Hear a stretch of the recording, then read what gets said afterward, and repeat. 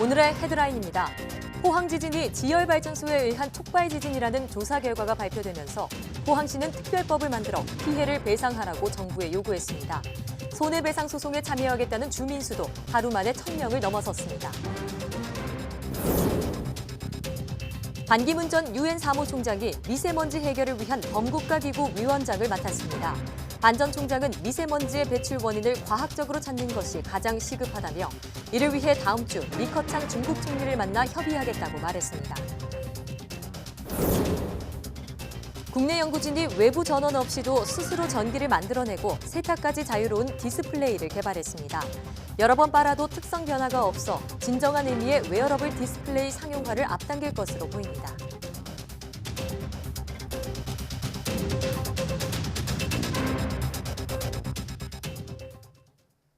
여러분 안녕하십니까? 3월 22일 금요일 사이언스 투데이입니다.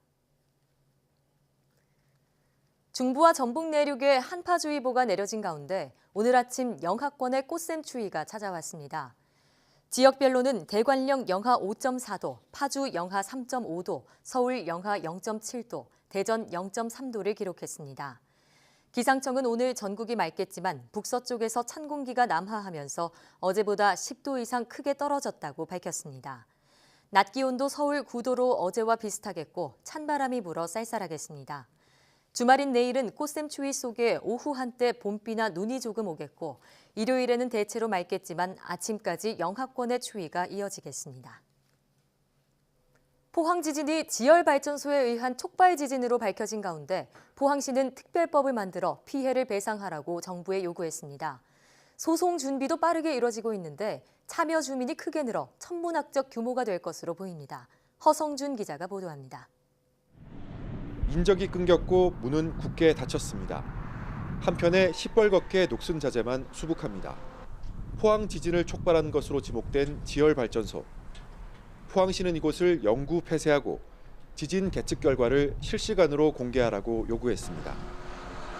지진의 모든 책임이 정부에 있다는 점도 분명히 했습니다.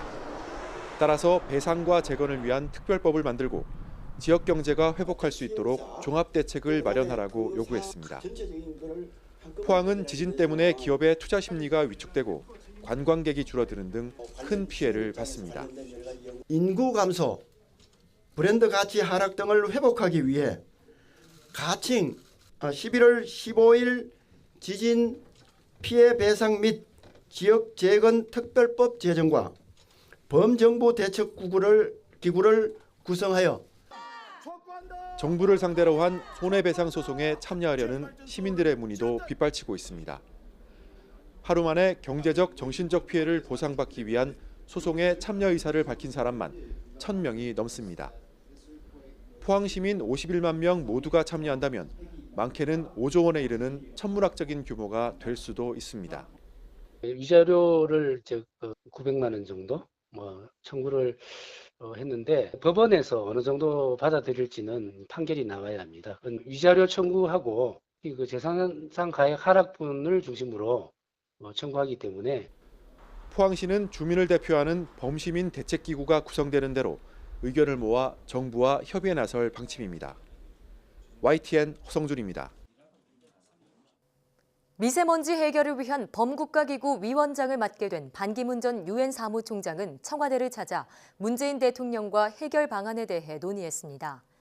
반 전 총장은 미세먼지 해결을 위해 국민적인 참여를 요청하면서도 정치 재개 질문에는 불가능하다며 선을 그었습니다. 신호 기자가 보도합니다.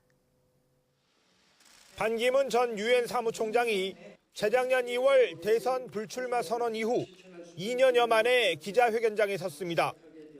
국민 건강이 심각하게 위협받는 상황을 회피할 수 없었다면서 미세먼지 범국가기구를 맡게 된 배경을 밝혔습니다. 원인을 진단하고 그에 따라 중지를 모아서 해법을 마련한 후 모두의 의지로서 흔들림 없이 실천하면 끝내는 해결될 수 있다고 생각합니다. 반 전 총장은 미세먼지의 국내외적 배출 원인을 과학적으로 찾아내는 것이 최우선이라고 했습니다. 그래야 정확한 해결 방안과 구체적 실행 방안을 마련할 수 있다는 겁니다. 기구를 만든다고 미세먼지가 해결되는 것이 아니라 개인부터 업계, 정치권, 정부까지 참여해 사회적 해결책을 도출하도록 하겠다고 밝혔습니다. 정부 각 부처는 특단의 각오로 미세먼지와의 전쟁에 임해야 합니다. 정치권은 미세먼지 문제를 정치적 이해득실에 따라 접근해서는 절대로 안 될 것입니다. 반 전 총장은 미세먼지 해결에 중국 등 동북아의 협력과 공동 대응도 중요하다면서 유엔 사무총장으로서 쌓은 인맥이 자산이 될 수 있다고 설명했습니다. 다음 주 보아우 포럼에서 리커창 중국 총리나 다른 지도자들을 만나서도 자연스러운 협의를 하게 될 거라고 소개했습니다. 정치 재개 가능성을 묻는 질문에는 나무에서 물고기를 구한다는 뜻의 사자성어 연목 구어를 사용해 불가능하다고 답변했습니다. 앞서 반 전 총장을 만난 문 대통령은 미세먼지 문제를 한국과 중국이 공동의 문제로 인식하고 해결하기 위한 노력이 필요하다고 강조했습니다.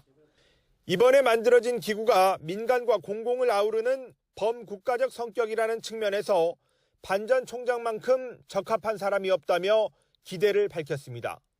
청와대는 미세먼지 범국가기구의 결정은 곧바로 행정부의 결정으로 전환될 정도로 무게감이 클 것이라면서 반 전 총장이 여야를 넘나들며 기구를 구성할 것이라고 설명했습니다. YTN 신호입니다. 건설 공사장 등에서 나오는 날림먼지는 서울 초미세먼지 발생량의 5분의 1을 차지합니다. 반드시 방지 조치를 해야 하는데 아직도 현장에서 잘 지켜지지 않고 있습니다. 보도에 오승엽 기자입니다.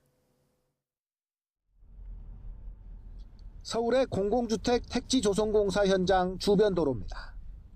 공사장을 빠져나온 차량이 달리면서 날린 뿌연 먼지 때문에 앞이 거의 보이지 않습니다. 바로 옆 대규모 아파트 단지도 흐릿하게 알아볼 정도입니다. 장난 아니다, 먼지. 차가 안 보이는데? 이거 어떻게 된 거야, 이거? 차량이 공사장 밖으로 나갈 땐 반드시 바퀴를 씻어야 하지만 지키지 않아 부근 도로에 먼지가 수북이 쌓였기 때문입니다. 아니 요거는 작동하는 거를 뭐 사진 찍어놓은 것도 있고 하고. 지금 작동이 안 되는, 지금 시켜보세요. 작동되나? 굴착기가 작업할 때마다 자욱하게 먼지가 솟아납니다. 하지만 물을 뿌리는 사람이나 장치는 보이지 않습니다. 방진 덮개로 덮여 있어야 할 토사는 곳곳에 그냥 쌓여 있습니다. 서울시가 적발한 날림먼지 방치 현장인데 29곳이나 됩니다. 이것이 위법이라는 것을 알면서도요, 그 비용 절감이라던가 편의성을 이유로 그 먼지를 날리면서 공사한 것으로 밝혀졌습니다. 특히 이 가운데 6곳은 고농도 미세먼지로 수도권에 비상저감 조치가 연속 발령됐을 때 적발됐습니다. 건설 공사장 등에서 발생한 날림먼지는 서울 초미세먼지 발생량의 22%를 차지하고 있습니다. YTN 오승엽입니다. 국립환경과학원은 미세먼지 관측용 중형 항공기를 충남 한서대 태안 비행장에서 공개했습니다. 공개된 항공기는 9종의 관측 장비를 탑재하고 있으며 최대 비행시간 6시간, 탑승 연구진 6명으로 종전보다 연구 수행 능력이 크게 향상됐습니다. 이 항공기는 서해상공 관측 비행을 통해 중국발 미세먼지 유입 경로 등을 입증할 과학적 자료 수집과 분석 업무를 수행하게 됩니다. 중국이 우리나라와 가까운 산둥성 인근 바다에 해상 원자력 발전소 건설을 추진 중인 것으로 알려졌습니다. 중국 매체 환구시보는 산둥성 옌타이 앞바다에 바지선에 실은 원전을 올해 안에 착공하는 방안이 추진되고 있다고 보도했습니다. 이 신문은 또 중국은 현재 해상 원전에 필요한 설비를 자체 기술로 생산할 능력을 보유하고 있다고 전했습니다. 환구시보는 그러나 중국 정부가 해상 원전의 건설을 최종적으로 승인한 것은 아니라고 전했습니다. 해상 원전은 위치를 자유롭게 옮길 수 있어 먼 바다에 있는 석유 시추 시설이나 극지방 등지에 전기를 공급하기 위한 용도로 개발되고 있습니다. 해상 원전 건설에 적극적인 러시아와 중국은 해상 원전이 바다에 떠 있어 지진으로부터 안전한 장점이 있다고 주장하고 있지만 환경단체들은 핵 타이타닉 또는 떠다니는 체르노빌이라며 강력히 반대하고 있습니다.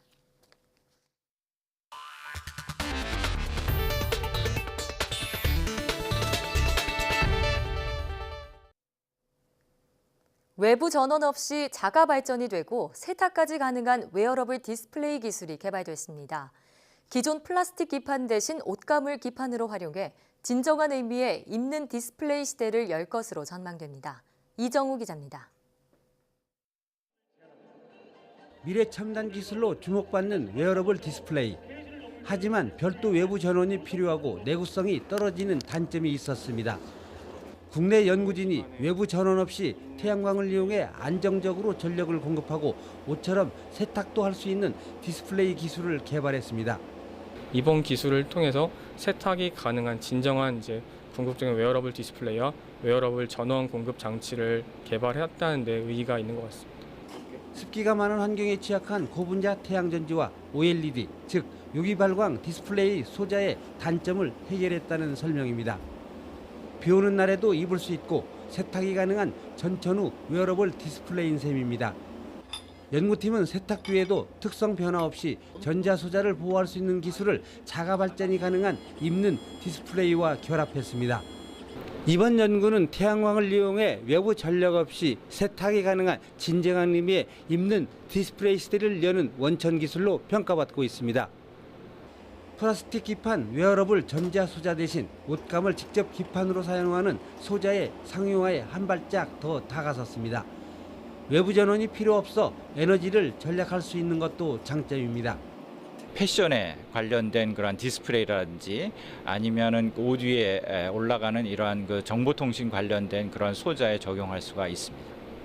이번 연구 성과는 국제학술지 에너지 인바이런멘털 사이언스 뒷표지 논문으로 실렸습니다. YTN 이정호입니다. 국내 연구진이 스마트폰 등에 쓰이는 배터리의 성능을 대폭 높일 수 있는 기술을 개발했습니다. 포스텍 연구팀은 전기가 통하는 고분자 물질을 벌집 모양의 3차원 전극 구조로 만들어 기존 리튬이온 배터리보다 용량이 5배 높아진 리튬 황이온 배터리를 개발했다고 밝혔습니다. 연구팀은 차세대 배터리로 주목받고 있는 리튬 황이온 배터리의 구조를 바꿔 성능이 감소하는 문제를 해결했다며 전기 자동차 등의 분야에 활용할 수 있을 것으로 기대했습니다. 미국 연구팀이 어린 원숭이의 정소를 떼어내 얼려 보관했다가 이를 다시 같은 원숭이에 이식해 정상적으로 새끼를 출산하는 데 성공했습니다. 미국 과학자들이 참여한 국제 공동 연구팀은 원숭이 5마리의 정소를 채취한 뒤 냉동 보관했다가 5개월에서 7개월 후 이를 이식해 살아있는 정자를 채취하는 데 성공했다고 밝혔습니다. 채취한 정자는 난자와 체외 소정됐고 이를 통해 새끼가 태어났습니다.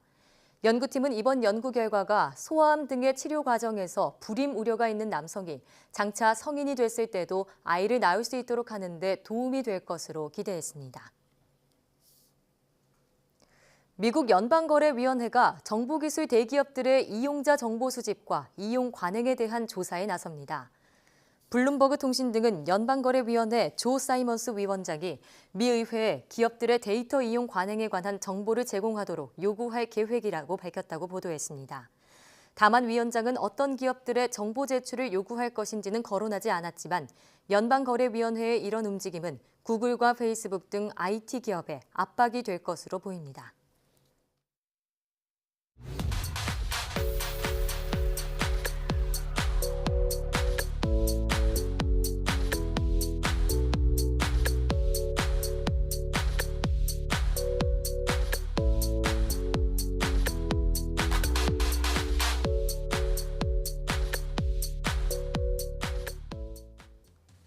지구의 70%를 차지하고 있는 물은 생명이 살아가는 데 있어 가장 필요한 물질 중 하나입니다. 동시에 특수한 성질을 지닌 물질이기도 한데요. 오늘 오후 4시 사이언스 투데이 궁금한 S 시간에는 물에 녹아있는 과학에 대해 얘기 나눠봅니다. 오후도 많은 시청 바랍니다. 함께해 주신 여러분 고맙습니다.